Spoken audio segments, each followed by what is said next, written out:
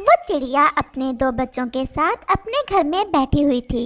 वो सब भोजन का इंतजार कर रहे थे। मम्मा, मम्मा पापा कब आएंगे? मुझे बहुत भूख लगी हुई है। मेरी जान, तुम्हारा पापा आने वाले ही होंगे। ऐसा लग रहा है कि आज वो कहीं दूर निकल गए हैं भोजन की खोज में। मम्मा, क्या पापा थकते नहीं हैं इतना ज़्यादा उड़ने से? तुम्हारे पापा बहुत बहादुर हैं। वो थक तो जाते हैं लेकिन हमें बताते नहीं।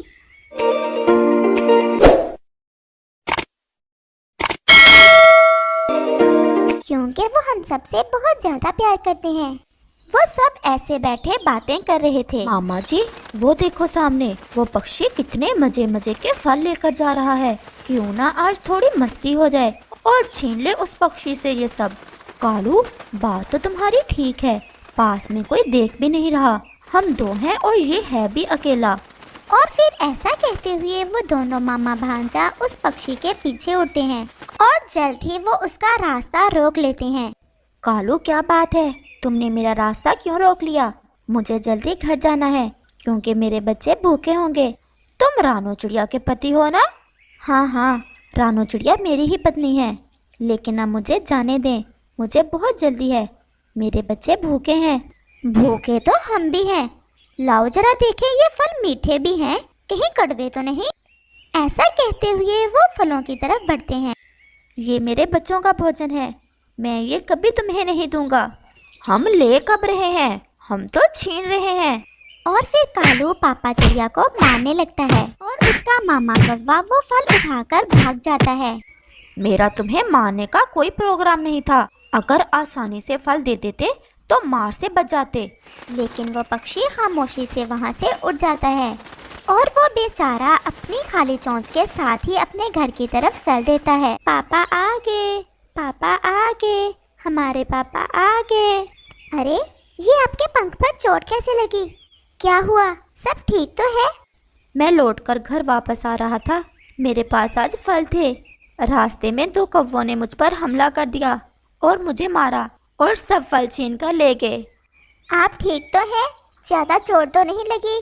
मैं तो ठीक हूँ, लेकिन बच्चे भूखे हैं। अब तो शाम भी होने वाली है, बच्चे क्या खाएंगे? आप चिंतित ना हो, आप बच्चों के पास बैठें और मैं बच्चों के लिए कुछ खोज कर ले आती हूँ। नहीं रानो, तुम बच्चों के पास ही रहो और मैं ही जाता हूँ दोबारा। मैं तो वापस जाने ही लगा था, लेकिन सोचा कि तुम्हें बताता जाऊँ। आप जिद ना करें, बच्चों का भोजन आप अकेले के जुम्मे ही थोड़ा है, मैं भी ला सकती हूँ। और वैसे भी आपके पंख पर चोट लगी हुई है। आप बैठे, मैं जल्द ही लौट आऊँगी। और फिर रानो चिड़िया अपने बच्चों के लिए कुछ खाने को ढूंढने निकल जाती है। पापा, मुझे बहुत भूख लगी हुई है। मुझे पता है मेरे बेटे, बस थोड़ी ही देर में तुम्हारी मम्मा भोजन लेकर वापस आ जाएगी, तब तक तुम दोनों सो जाओ। लेकिन पापा, खाली पेट नींद नहीं आती। लेकिन पापा चिड़िया खामोश था, वो बहुत दुखी हो रहा था। रानो चिड़िया उड़ती उड़ती दूर तक निकल जाती है, लेकिन उसे तो कोई दाना तक ना मिला था, क्योंकि अब तो समय भी शाम का था। जो दाने भी जंगल में कहीं गिरे पड़े थे, वो तो सब पक्षी उठाकर ले गए थे। वो थक हार कर एक पेड़ पर बैठ जाती है। जालिम कौवो, तुम क्या जानो, जब मम्मा पापा के सामने उनके बच्चे भूखे हों तो उनके मन पर क्या गुजरती है। हमारे बच्चे भूखे हैं और तुमने हमारे बच्चों का भोजन छीन। आसमान पर गहरे बादल छा जाते हैं और बादल जोर से गरजता है। ये कैसी परीक्षा आन पड़ी है आज हम पर। मौसम भी खराब हो गया है, ऐसा लग रहा है थोड़ी ही देर में बारिश शुरू हो जाएगी। मैं हार गई और भोजन ना ढूंढ सकी। मेरे बच्चों को आज भूखे ही सोना पड़ेगा। वो चिड़िया अभी उड़ने ही वाली थी कि बारिश जोर से शुरू हो जाती है। बारिश बहुत तेज थी। वो चिड़िया इधर उधर देखती है, वो कोई सुरक्षित जगह देख रही थी, क्योंकि ऐसी बारिश में वो वापस घर भी तो नहीं जा सकती थी। और फिर अचानक से उसकी नज़र सामने एक गुफा पर पड़ती है और वो उड़ती हुई उस गुफा की तरफ चली जाती है। वो जैसे ही गुफा में जाती है तो वहाँ एक पक्षी पहले से बैठा हुआ था। तुम चिड़िया, ऐसी बारिश में क्या करती फिर रही हो? आज मेरे पति से बच्चों का भोजन कौवों ने छीन लिया और उन्होंने मेरे पति को मारा भी। बच्चे बहुत भूखे थे, इसलिए मैं भोजन ढूंढते ढूंढते इधर निकल आई थी और फिर बारिश शुरू हो गई। चिड़िया, मेरे पास ढेर सारा भोजन है, तुम मुझसे भोजन ले सकती हो और मैं हर किसी पक्षी की मदद करता हूँ। तुम ये भोजन लो और अपने बच्चों के पास जाओ, तुम्हारे बच्चे भूखे होंगे। आपका बहुत बहुत धन्यवाद। बस बारिश थोड़ा रुकती है तो मैं जाती हूँ, मेरे बच्चे तो रो रहे होंगे। चिड़िया, तुम ये छाता ले जाओ, इसे अपने ऊपर लो और जाओ अपने बच्चों को खाना दो। आप बहुत अच्छे पक्षी हैं। तुम मुझसे हर रोज़ भोजन लेकर जा सकती हो और अगर किसी दूसरे पक्षी को भोजन की ज़रूरत हो तो उसे भी भेज देना।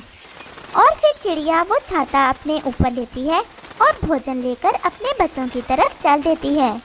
लेकिन वो बेचारी ये क्या जानती थी कि उसकी सफलता अभी कम न हुई थी। वो जैसे ही घने जंगल में पहुंचती है, वहाँ तो वही कौवे बैठे हुए थे। हम भीगे बारिश में और मामा जी वो सामने देखो, वो छोटी चिड़िया कैसे छाता लेकर घूम रही है। चलो मामा जी, उससे वो छाता छीन लेते हैं। ये छाता तो बहुत सुंदर है, कितने रंग है इस छाते में। और फिर वो चिड़िया का पीछा करते हैं और उसे रोक लेते हैं। पहले तुमने मेरे पति से फल छीन लिए और उसे मारा भी, अब मेरा रास्ता क्यों रोक रहे हो? इतने जालिम ना बनो, हमारे बच्चे भूखे हैं। हर जुल्म का हिसाब देना पड़ता है। जुल्म इतना ही करो जितना तुम सह भी सको। मामा जी, मैं ना कहता था ये चिड़िया बड़ी बड़ी बातें सुनाएगी, इसकी बातों में ना आना। मेरे भांजे को ये तुम्हारा छाता बहुत पसंद आया है, अब इसे आराम से दे दोगी या अपने पति की तरह मार खाओगी? मेरे बच्चे भूखे हैं, भगवान के लिए मेरा ये छाता आप रख लें, लेकिन मेरा भोजन ना छीने। मेरे बच्चे मेरा इंतजार कर रहे होंगे। भोजन तुम ले जाओ, क्योंकि अभी हमारा पेट भरा हुआ है तुम्हारे पति के फलों से, लेकिन ये छाता देते जाओ। और फिर वो चिड़िया वो छाता वहीं छोड़कर ऐसी बारिश में अपने बच्चों की खातिर भोजन लेकर अपने घर की तरफ चल देती है। मम्मा, मम्मा, आपने इतनी देर कर दी, हमें बहुत भूख लगी हुई है। ये देखो, मैं अपने बच्चों के लिए ढेर सारा भोजन लेकर आई हूँ, खाओ मेरे बच्चों। और फिर उनके बच्चे वो भोजन खाने लग जाते हैं। रानो, इतना ढेर सारा भोजन कहाँ से मिल गया तुम्हें?